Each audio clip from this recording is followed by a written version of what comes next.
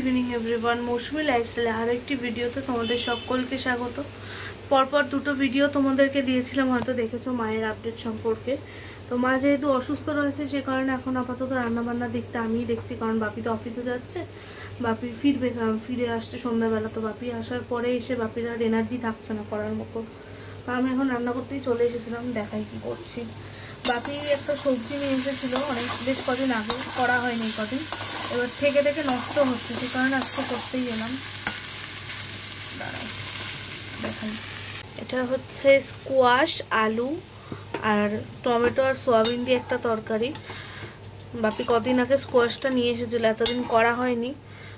মা করবে করছিল, কিন্তু এখন মায়ের যে শরীর অবস্থা, মায়ের পক্ষে তো করা সম্ভব না। এর জন্য রেখে দিলে সেটাও অনেক দিন হয়ে গেছে, তো এবার নষ্ট হয়ে যাবে, তাই কারণে এটা করেছি। আর ওদিকে ডাল আর ভাজা বানিয়ে ঘরে রেখেও এসেছি, আর এইদিকে এই যে দুধ চাল দিতেও বসিয়েছি। তো এখন এই করছি। সন্ধ্যাবেলা সবাইকে একটু পাস্তা করে দিয়েছিলাম, পাস্তা খেয়েছিল। মায়ের প্রেশারটা এখন আগের থেকে একটু কমেছে, কিন্তু দুর্বলতাটা রয়েছে। ঘুমাতে খুব একটা ভালো করে পাচ্ছে না, ম্যাক্সিমাম টাইমে বসেই থাকছে। যাই হোক, এখন এইসব করছি। মিঠির কালকে স্কুল আছে, মিঠি আবার বলছে, আজকে সন্ধ্যাবেলা পাস্তা করে দিয়েছিলাম, তো মিঠি একটু বলছে কালকে স্কুলেও একটু পাস্তা নেবে। তো তার জন্য আবার সবজি কেটে রেখে দিয়ে এসেছি, মানে সবজি কেটে সেটা আমি ফ্রিজে রেখে দিয়েছি, যাতে সকালবেলা অত সকালে করতে নাহলে তো সবজি কাটাকাটি করে করতে সময় লাগবে, সে কারণে আগে থেকে কেটে রেখে দিয়েছি। এবার ওটা থাক, আর সকালবেলা যখন উঠবো তখন উঠে আগে পাস্তা টাস্তা সেদ্ধ করে নেবো, করে ওই সবজি যেহেতু কাটাই আছে সেটার সময় লাগবে না, ওইগুলো একবারে করে ওকে কালকে টিফিনেও দেওয়া হবে।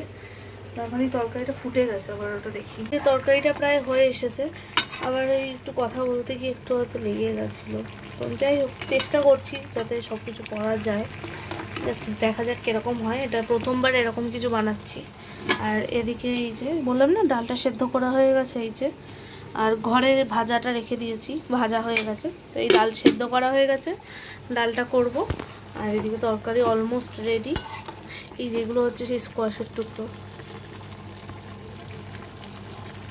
স্কোয়াশ, আলু, টমেটো আর এই সোয়াবিনগুলো না পুরী থেকে একবার আমরা কিনেছিলাম, তারপর থেকে অনেক সময় কিনি মাঝে মধ্যেই। বড় বড় সোয়াবিন, যেগুলো ছিঁড়ে ছিঁড়েই রান্না করে মা। মানে এত বড় সোয়াবিনগুলো যখন জলে ভেজানো হয় ফুলে এত বড় হয়ে যায়, মানে দেখতে এতটা, যখন জলে ভেজে এতটা হয়ে যায়। যাই হোক, এই হচ্ছে আজকে রাতের রান্নাবান্না সব কমপ্লিট হয়ে গেছে। আর এখন এলাম একটু স্নান করে, মানে গা ধুয়ে এলাম, এত গরম বাইরে। আর এবার এসছি এই ঘরটা, এসি চালানো হয়েছে, রাত্রে তো এখানেই খাওয়া দাওয়া করি, তো ওই জন্য এই ঘরে চলে এসেছি স্নান টান করে সব খাওয়া দাওয়া করবো বলে। একটু গা হাত পা ধুয়ে এসেছি, সাংঘাতিক গরম। তো দেখাই আগে কী রান্না হয়েছে। এই যে বেগুন ভাজা, কুমড়ো ভাজা, আর এর মধ্যে তো ভাত আছে, এর মধ্যে একটু চাটনি আছে, আমের চাটনি।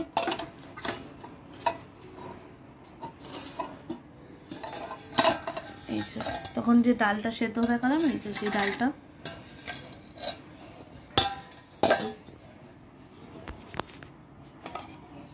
আর সেই যে তরকারি যেটা বানাচ্ছিলাম তখন সেইটা। ব্যাস, এই হচ্ছে রাত্রের খাবার। সকাল হয়ে গেছে আর মিঠি এখন স্কুল যাওয়ার জন্য রেডি হচ্ছে। মা অলরেডি বেরিয়ে গেছে।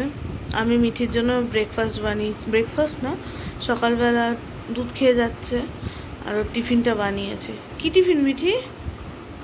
Pasta, white sauce pasta.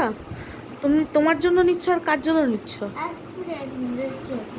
তোমার জন্য আর ফ্রেন্ডসদের জন্য।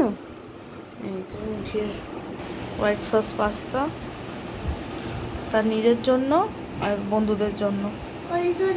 ঠান্ডা হতে দিয়েছি একটুখানি, যেহেতু টিফিন বক্সটা আটকে দেবো, একটু ফ্যানের তলায় রাখা।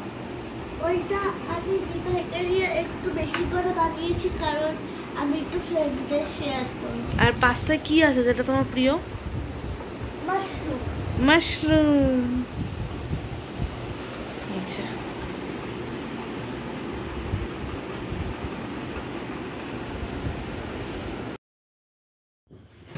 মিঠি রেডি, জুতো পরতে চলে এসছি। মিঠি এই ইউনিফর্মটা এই সেশনে ফার্স্ট টাইম পরা হলো, এখন ডে 1 প্রথম এসি ড্রেসটা।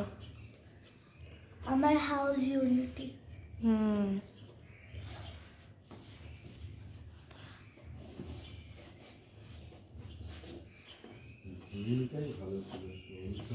পড়া হয়ে গেছে?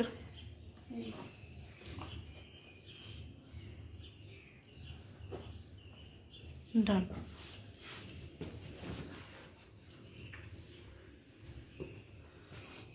টাটা। যে আজকে আম পোড়ার শরবত বানিয়েছি আমি। আম পোড়ার শরবত বলতে মা বলে দিয়েছিল কালকে ওই আমটাকে কীভাবে সিদ্ধ টিদ্ধ করে রাখতে হয় সেগুলো সব শিখিয়ে দিয়েছিল। পরে সেটাকে আমি জলের মধ্যে কালকেই দিয়ে রেখেছিলাম। এবার চিনি ছিল না কালকে, সেই জন্য কালকে আর সেটাকে বানিয়ে রাখা হয়নি। তো চিনিটা আজকে বাপি এনে দিয়েছে সকালবেলা, চিনিটা তারপরে এরপরে এর মধ্যে দিয়েছি, কোনো গোলেনি সব।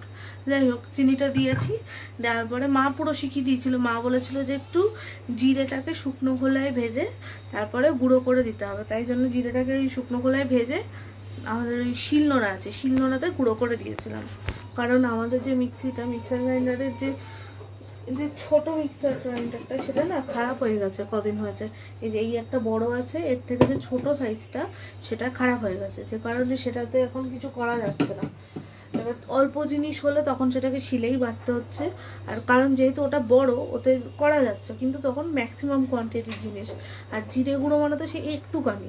এবার ওইটুকু জিনিসের জন্য অত বড়তে হবেই না, কোনোভাবে গুঁড়োবে না, তলায় পড়ে থাকবে। তো সেই কারণে শিল। আর ওই শিলে বাটা মা এইভাবেই শিখিয়েছে আর কি। এটা খারাপ হওয়ার পরে তারপরে আমি শিখেছি ওই শিলে বাটতে হয় কী করে। তো ওইভাবে বানিয়ে নিয়েছি। আর এটাকে এখন ঠান্ডা করতে দিয়েছি ফ্রিজে।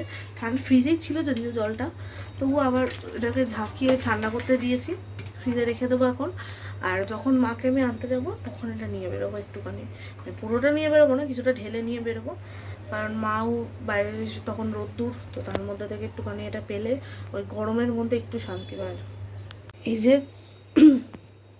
এখন অনেক বেলা হয়ে গেছে, সেই সকালবেলার পর তো আর সেভাবে আসা হয়নি। মিঠি স্কুলে গেল, তারপর থেকে আমরাও আর কোনো সেরকম কাজ ছিল না। আমি আর বাপি খাওয়া দাওয়া করেছিলাম।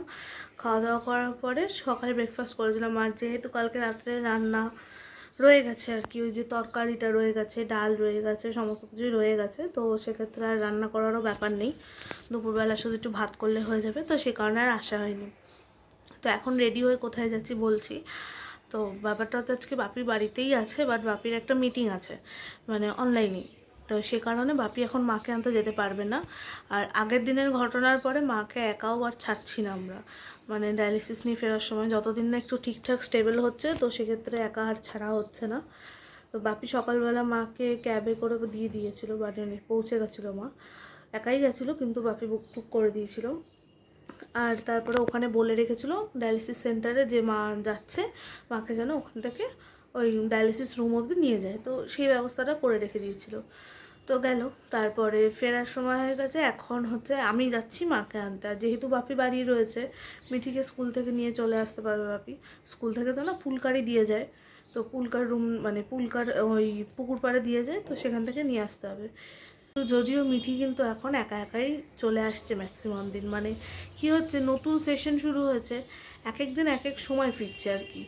তো কোনো দিন হয়তো আমি কাকুকে আগে থেকে ফোন করেছি যে কাকু আজকে কটায় আসবে, তো কাকু আমাকে একটা টাইম বলে, এবার আমি হয়তো সেই টাইমে আনতে গেছি, তখনও দেখছি আসছেই না, টানা অনেকক্ষণ জুড়ে বসেই রয়েছি পুকুর পাড়ে।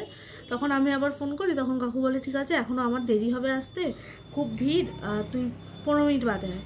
এই করতে করতে আমি আবার ঘরে চলে আসি। মিঠি ততক্ষণে কি মিঠি বাড়ি এসে দেখি বেল বাজাচ্ছে। তো মানে এখন কি কোনো দিন হয়তো খুব আগে চলে আসছে, কোনো দিন একদম লেট হয়ে যাচ্ছে। শুরুতে কটা দিন হবে, অ্যাডজাস্ট হয়ে যাবে পরে। তো যাই হোক, ও নিজের মতো চলে আসছে। মিঠি বলেছে এখন আমি বড় হয়ে গেছি, এখন আমাকে আনতে যেতে হবে না, বলেই দিয়েছে সে যে আমার পুকুর পাড়ে দিয়ে যায়, আমি বাড়ি অবধি ব্যাগ নিয়ে চলছি। মানে পুকুর পাড় কি আমাদের বাড়ির একদম সামনে, মানে গেট থেকে নেমেই পুকুর পাড় দেখা যায় আর কি, এইটুকু। তো যাই হোক, মিঠি বলেছে এখন একাই আসবে। তো যাই হোক, বাপি বাড়ি আছে যখন বাপি যাবেই আনতে, তো ওটা হয়ে যাবে, মিঠিকে নিয়ে আসাও হয়ে যাবে। আর দুপুরে রান্নাবান্না করাই আছে, তো আমি যাব হচ্ছে মাকে আনতে। মাকে ফোন করেছিলাম একটু আগে, মা বললো যে এখনও ডায়ালিসিস চলছে, ড্রেসিং হওয়ার এখনও অনেক দেরি রয়েছে। তো আমি সেই বুঝে একটা হাওয়া দিচ্ছে, খুব সুন্দর হাওয়া দিচ্ছে, দরজা একা একা খুলে গেছে। যাই হোক, রোদ্দুরটা থাকলেও সুন্দর হাওয়া দিচ্ছে, ওই জন্য হয়তো একটু কষ্ট কম আছে। জানলে ফ্যান অফ করে আছি আমি, বোধহয় ভাবা যায় ফ্যানটা অফ করে আছি ভিডিও করছি বলে, স্টিল। তো যাই হোক, মায়ের শরীরের খবর তোমরা জানতে চাইছো, কালকেও অনেকগুলো কমেন্টস পেয়েছি। এবার সব কটা কমেন্টসের হয়তো আমি রিপ্লাই, সব কটা কি মায়ের ফোন থেকে কোনো কমেন্টসেরই আমার রিপ্লাই দেওয়া হয়নি, কারণ মায়ের ফোনটা আমার কাছে ছিল না।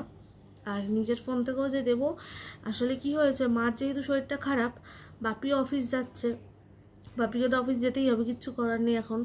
তো আমাকে বাইরেও বেরোতে হচ্ছে, বাজারেও যেতে হচ্ছে, রান্নাবান্নাও করতে হচ্ছে, সব কিছু মিলে আমার আর ওই সময়টা হয়ে উঠছে না। তাও তার মাঝখান থেকে আমি ভিডিও করার চেষ্টা করছি, যেহেতু তোমরা মায়ের আপডেটটা জানতে চাও, তো সে কারণে ভিডিওগুলো করার।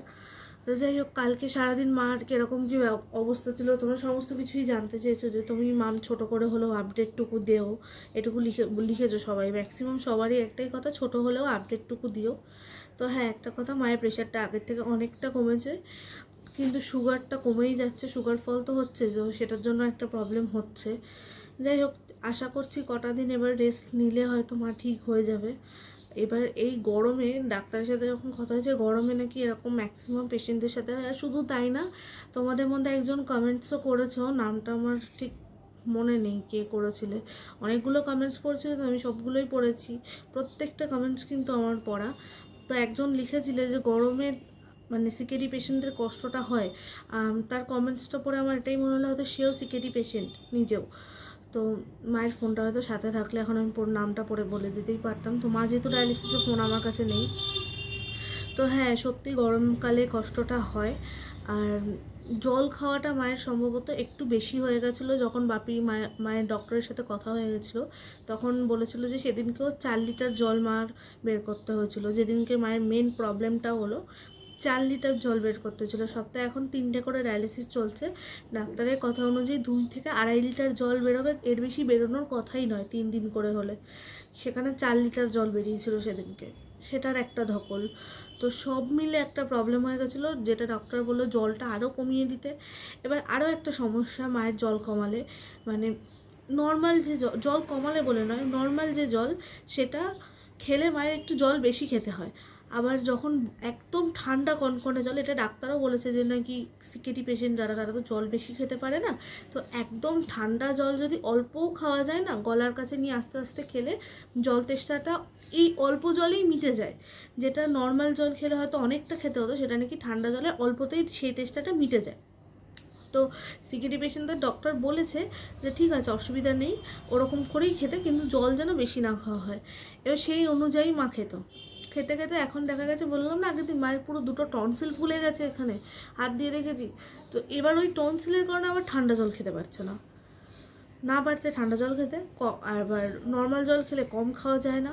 মানে এই গরমের ক্ষেত্রে, এই গরমকালে জল কমানোটা সাংঘাতিক কষ্ট।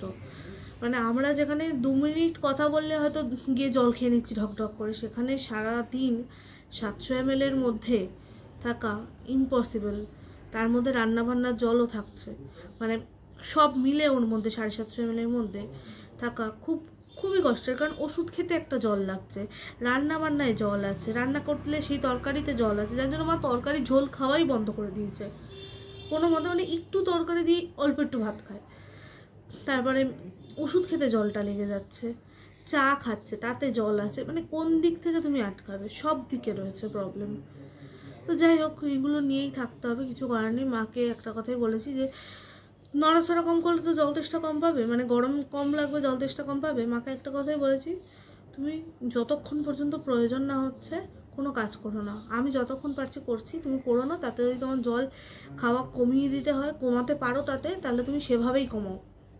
কারণ কি, আমি যখন নিজেই বুঝতে পারছি রান্নাবান্না করছি, বাইরে যাচ্ছি, বাজার করছি, আরও জলের টান বেড়ে যাচ্ছে, প্রচুর জল খাচ্ছি, তো সেখানে মাও যদি কাজগুলো করে, তাহলে মার ক্ষেত্রেও সেম জিনিসটাই হবে, মায়ের জল খাওয়া বেড়ে যাবে, আবার কষ্টটা হবে, শ্বাসকষ্ট হবে। শ্বাসকষ্টও হয়েছে এই দিন ভিডিওতে এত কিছু হয়েছে, ভিডিওতে সব কিছু হয়তো বলে ওঠা হয়নি, শ্বাসকষ্ট থেকে শুরু করে মাথা ব্যথা কি হয়নি, সেই ধকল এখনও পুরোপুরি কাটেনি, হ্যাঁ তবে অনেকটা কেটে গেছে। তো যেহেতু তোমাদের কাছে আপডেটটুকু দেওয়ার জন্য তোমরা বলেছিলে, সেই জন্যই আসা। আর আমি চেষ্টা করছিলাম কালকে থেকে যে যদি একটুখানি লাইফস্টাইল ব্লগ মতো করে আবার আনা যায়, তো হয়তো পুরোটা হয়ে ওঠেনি, কিছুটা হয়েছে। তো যাই হোক, আমি চেষ্টাটুকু করেছি। আর তোমরা যেহেতু মায়ের খবরটুকু জানতে চাও, সেটাই আমার কাছে মনে হলো মেন প্রায়োরিটি, তোমাদের কাছে আগে সেটুকুই জানাই। তারপরে মা পুরোপুরি সুস্থ হলে নিশ্চয়ই মাকে নিয়ে বসে আবার ভিডিও করতে পারবো। তো তোমরা এইটুকুই দেখো, যাতে তোমরা প্রে করো যাতে মার যেন পুরোপুরি সুস্থ হয়ে যায়, মার যে প্রবলেমগুলো যেন কেটে যায়। আর এখনও গরম, আমাদের এখানে গরম তো ম্যাক্সিমাম টাইম বেশি, ম্যাক্সিমাম টাইমটা জুড়েই গরম থাকে। আর গরমকালে যদি এরকম সমস্যা রোজ হতে থাকে তখন আরও ভয়। যাই হোক, ভিডিওটা অবধি ছিল, এখন যাব মাকে আনতে।